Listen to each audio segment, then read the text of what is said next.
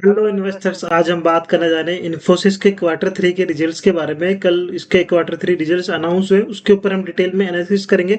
Techno फंडा देखेंगे कि फंडामेंटल क्या बोल रहे हैं, रिजल्ट्स में क्या अच्छी गाइडलाइन थी, साथ में क्या कंपनी के लिए कंसर्न है और क्या अच्छे प्रोबेबिलिटी है जिसके अकॉर्डिंग कंपनी में आने वाले टाइम में शेयर्स में क्या जंप हो सकता है या फिर डाउन हो सकता है।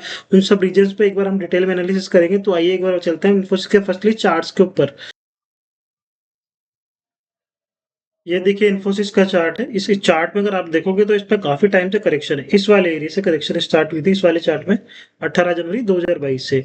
यहाँ इसका एक बार मैं हॉरिजॉन्टल लाइन मार्क कर देता हूँ आपके लिए। ये देखिए, ये जो इसका रेजिस्टेंस है ना मेन, ये वाला रेजिस्टेंस बार बार यहाँ एक बार रेजिस्टेंस मिला, दोबारा यहाँ मिला, फिर 3 बार, 4 बार इसी एरिया से ये वापस आके नीचे की तरफ डाउन हो रहा है। और नीचे के डाउन ट्रेंड में देखोगे तो आपको कहीं ना कहीं ये वाले एरिया जो है ना इसके अभी के लिए, ये फर्स्ट ये वाला एरिया, सेकंड ये वाला एरिया। तो इन एरिया पे कहीं ने एक बार यहाँ सपोर्ट था, 2 बार, 3 बार, 4 बार, 5 बार, 6 बार, 7, 8, इस एरिया को मल्टीपल टाइम में ना ये सपोर्ट मिल रहा है। अपर साइड में ये रेजिस्टेंस है तो 1400 के आसपास सपोर्ट है। अप साइड में आप देखोगे तो 1900 के आसपास का रेजिस्टेंस मिल रहा है, 2000 के आसपास। अभी इसको करेक्शन में 2022 से और 2026 आ चुका है, तो ऑलमोस्ट 4 साल हो गए करेक्शन में। अब एक ही एरिया में बार बार फंस रहा है, ना ही तो अब जा पा रहा है ना ही नीचे जा रहा है। अब इतने टाइम के सॉलिड करेक्शन के बाद कहीं ना कहीं इसके जो पी रेशो काफी महंगे हुए थे, महंगे वैल्यूएशन पे था, वो भी सस्ते हो गए। और करेक्शन में मुझे लग रहा है कि ये पूरी की पूरी जो करेक्शन है ना कंप्लीट हो चुकी है। यहाँ पे अगर आप करेक्शन में देखोगे तो करेक्शन कहीं ना कहीं कंप्लीट होती हुई दिख रही है। और ये जिस तरीके से जा रहा है ना, यहाँ से जो इसने निकालना चालू किया था, चाहे वो टीसीएस हो, आईटी पूरा सेक्टर हो या ये चार्ट हो, ये पूरा कहीं ना कहीं ए वेव है। ये नीचे जो आ रहा है ना, तो ये लग रहा है या तो एक्स वेव या बी वेव है। तो अब इस एरिया के ऊपर से एक बार यहाँ पे ट्रेंड लाइन मार्क कर देता हूँ। ये वाला एरिया देखिए, यहीं से कहीं ना कहीं उम्मीद है कि पूरा बाउंस आने वाला है कल। जिस तरीके से इसके रिजल्ट आए हैं और जिनकी स्ट्रॉन्ग गाइडेंस है ना, एआई पे जो आप काम करना चालू कर रहे हैं, उन सब चीजें लग रहा है कि हाँ अब इनमें स्ट्रॉन्ग बाइंग आएगी। और उनके वैल्यूएशन काफी कंफर्ट दे रहे हैं अगर आप अभी के मार्केट में देखो। और काफी टाइम से करेक्शन में, तो यहाँ से पॉसिबल है जैसे ही इसके हाई के ऊपर निकालता है 1642 के ऊपर, तो एक बार बड़े ट्रेंड अपसाइड में देखने को मिल सकते हैं। तो इसे हमें फोकस पे रखना है। इन्फोसिस को रिजल्ट्स भी काफी अच्छा आएंगे। रिजल्ट से ज्यादा अच्छी इनकी गाइडेंस जो थी ना, इनकी जो कमेंट्री थी इनके सीईओ की, वो बहुत अच्छी थी। तो वो मैं आपको बाद में बताता हूँ। एक बार हम इसके फंडामेंटल देखते हैं। मार्केट कैप 6.5 लाख करोड़ का है, स्टॉक का पी रेशो ओनली 22 का है, बिल्कुल ठीक है। आरओसी काफी अच्छा है, 37%, और आरओई ऑलमोस्ट 29% है। तो काफी अच्छा पी रेशो है। और ये आरओई आरओसी दोनों अच्छे हैं। अगर इसके पी रेशो देखोगे आप, तो इसके जो पी रेशो में हाईज लगा था वो 2024 जो जब हाई बनाए थे इसने, उस टाइम पे लगा था 38 के थे। ईपीएस अर्निंग पर शेयर 49 का था। बट अभी इतने सालों से करेक्शन में ना, तो पी रेशो ऑटोमेटिक कंसोलिडेशन होकर बिल्कुल नैरो हो गया। और अभी पी रेशो कितना 23-24 के आसपास है। और ईपीएस बढ़ के कितना हो गया 68 के आसपास। जो ईपीएस 50 आ रहा था वो 68 हो गया। तो ऑलमोस्ट ईपीएस में 30 से 40% की जंप है। और उसके अगेंस्ट में पी रेशो कितना ऑलमोस्ट 50% डाउन हो चुका है पी रेशो। तो जो 38-40 का पी रेशो था, अभी 20-22 पे मिल रहा है। तो ये काफी अच्छी चीज होती है कि इस तरीके के गुड फंडामेंटल कंपनी को सस्ते में लेना होता है। अच्छी कंपनी सस्ते में मिल रही है और काफी टाइम से कंसोलिडेशन में, तो इसको हमें ध्यान में रखना है। ओनली इसमें एक ही कंसर्न है कि ये यहाँ पे क्या है, स्टॉक के अंदर जो बुक वैल्यू वो 7.8% है। बाकी प्रमोटर की होल्डिंग तो इंटेक्ट और इन्फोसिस में इतनी रहती है, क्योंकि यहाँ मेजरली एफ आई या फिर डी आई यही ज्यादा बाई करते हैं। बाकी इसके जो डिविडेंड देखोगे वो भी काफी अच्छा देते हैं, 66% के आसपास डिविडेंड। आर अच्छा चल ही रहा है। उनके पीर से कंपैरिजन करते हो, इन्फोसिस 42.48 का पी रेशो, टीसीएस से सस्ता है, एचसीएल से सस्ता है, ओनली विप्रो से महंगा। बाकी सभी आईटी कंपनी में सबसे सस्ता है ये विप्रो के बाद। तो अच्छा खासा है, बस थोड़ी सी ग्रोथ स्लो है, लेकिन काफी टाइम से कंसोलिडेशन में।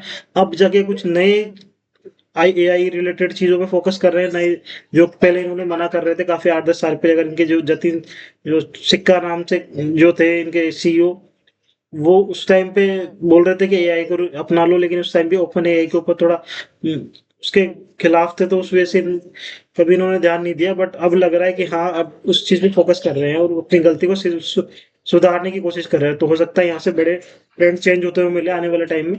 और इसके नेट प्रॉफिट अगर आप देखोगे तो कंटिन्यू इंक्रीज कर रहे हैं, बट इस टाइम जो नेट प्रॉफिट डाउन आया ना वो न्यू लेबर कोड की वजह से यार, वो सारी आईटी कंपनीज में है, चाहे टीसीएस हो, एचसीएल टेक का रिजल्ट हमने देखा, अभी इन्फोसिस में भी सेम ही है।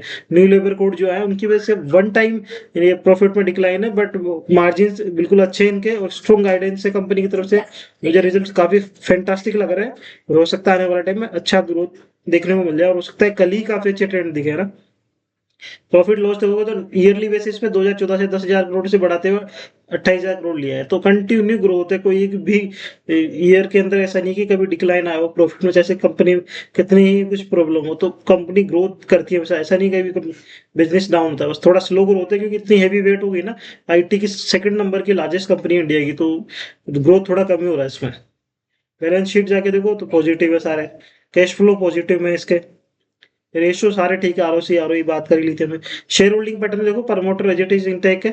एफआईआईज ने अगर आप देखोगे 2023 से माल धीरे धीरे डाउन करना चालू करा है 35 से 29, लेकिन अगर उसी के अगेंस्ट में आप डीआईज देखो 33% से 41% ले गए, तो 8% यहाँ बढ़ गया, यहाँ ओनली 5 से 6% डाउन हुआ, लेकिन यहाँ 8% डीआईज ने माल बढ़ा दिया। तो ये कहने काफी अच्छे सॉलिड चीज है कि डीआईज जो हमारे डोमेस्टिक इंस्टीट्यूशनल है वो इस पे कॉन्फिडेंस दिखा रहे हैं, और उनका मुझे लग रहा है काफी टाइम से एफआईज बेसिक सेलर है, तो डीआईज ही इसको ऊपर ले जाके सकते हैं। अभी इसके हम कल के रिजल्ट्स के बारे में देखते हैं। इन्फोसिस क्वार्टर 3 रिजल्ट्स, पेट अप फॉल्स 2%। हम बात करें जो कि न्यू लेबर कोड की वजह से आया है। इन्फोसिस ने डिलीवर कराया strong quarter 3 performance, highlight how its differently valued proposition in enterprises, AI led है ना, जो एआई से बात कर रहा हूँ उसके लेड, इसके अंदर ही वैल्यू आएगी कहीं ना कहीं, उसी से ग्रोथ आने वाली है इन आईटी सेक्टर में। तो lead by Infosys tops continue to driven market share again, gains जो मार्केट शेयर के गेन है वो एआई से ही रिलेट कर रहे हैं, और क्लाइंट भी increasingly see Infosys as a trusted AI partner with proven expertise. इनके पास एक्सपर्टीज भी काफी है, और उनके जो क्लाइंट है उनको भी इन्फोसिस पे काफी भरोसा है, क्योंकि अभी ये ही आने वाले टाइम में मुझे लगता है कि लीड करेगा, तो इसमें ऐसा कोई खास इशू नहीं है, और काफी अच्छा बिजनेस चल रहा है एआई से, और आने वाले टाइम में रोबोस्ट ग्रोथ देखने को मिल सकती है इन्फोसिस पे, तो इसको फोकस में रखना है। और जैसा हम बोल रहे थे कि एक वन टाइम डिक्लाइन है, ये कोई एक साफ लिख रहा है इन्फोसिस के, वन टाइम इम्पैक्ट है 1289 करोड़ का due to new labour code, तो ऐसा कोई खास इशू नहीं है। कॉन्सेंट करेंसी रेवेन्यू में ईयर ऑन बेसिस पे ग्रोथ है।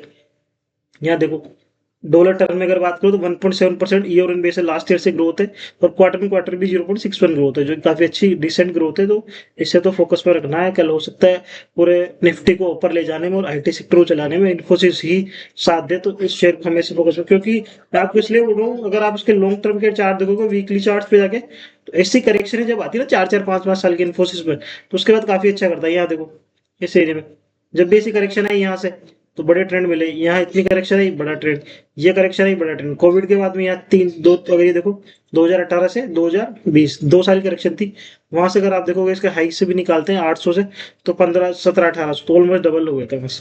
तो ऐसा कोई खास इशू है नहीं, अच्छी कंपनी है, अच्छा स्ट्रॉन्ग ग्रोथ दे रही है, डिलीवर कर रही है, लार्जेस्ट कंपनी है आईटी की, सेकंड नंबर की इंडिया की, तो इसे आप देख सकते हो ना।